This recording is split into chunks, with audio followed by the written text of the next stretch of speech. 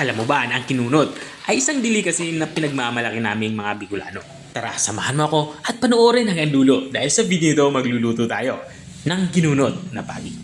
Simulan natin ating pagluluto. Magpapainit lang tayo dito ng kawali at kapag uminit na, maglagay na tayo ng kaunting mantika. At kapag uminit na itong ating mantika, ilagay na natin itong ating bawang.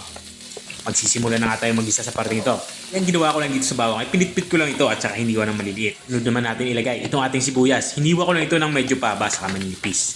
At maglalagay din tayo dito ng kaunting luya. Makakatulong itong luya para mabawasan yung lansa ng ating lulutuing kinunot. Roll na malansa itong ating kinunot dahil nga pagi o stingray ang ating ginagamit dito. Kapag lumabas na yung aroma ng ating tatlong panggisang sangkap ay iligay na natin itong pagi o stingray. Bali ang ginawa ko lang dito sa stingray o pagi ay pinakuluan ko lang ito at saka hinimay. At ang tubig na pinagpakuluan nito ay tinapon ko na, hindi na natin kailangan yon. Sa parteng ito ay gigisa muna natin itong ating pagi para kumapit ang ating mga pampalasa na inilagay dito sa ating pagi o stingray. Lalagay na din ako dito ng patis. At susundan ko naman itong ating black pepper powder.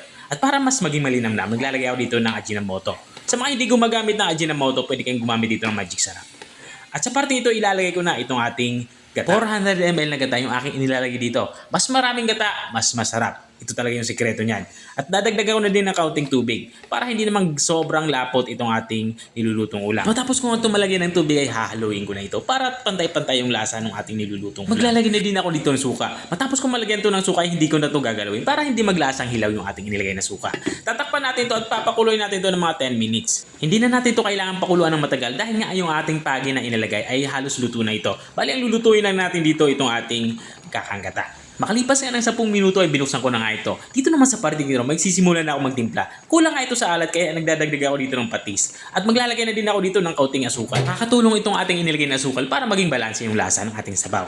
Hinalo ko nga lang ito para mabilis matunaw yung ating inilagay na asukal. At dito naman ilalagay na natin itong ating dahon ng malunggay. Pagluluto nga ng kinunot, hindi talaga mawawala itong ating dahon ng malunggay. Hinalo ko lang pa ilalim itong ating inilagay na dahon ng malunggay para mabilis itong maluto. At kung nanonood ka pa rin hanggang dito sa parte ng aking video, ibig sabihin ay interesado ka sa aking niluluto. Baka pwede mo naman i-comment kung taga saan ka para alam ko kung hanggang saan umabot ang aking video.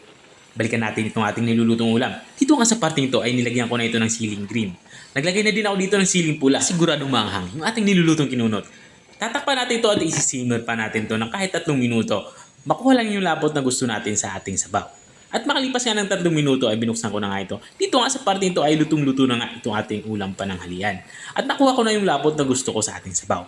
Ito na nga yung ating kinunot na pagi. Kung nakarating ka hanggang dito sa dulo ng aking video, maraming salamat sa panunood.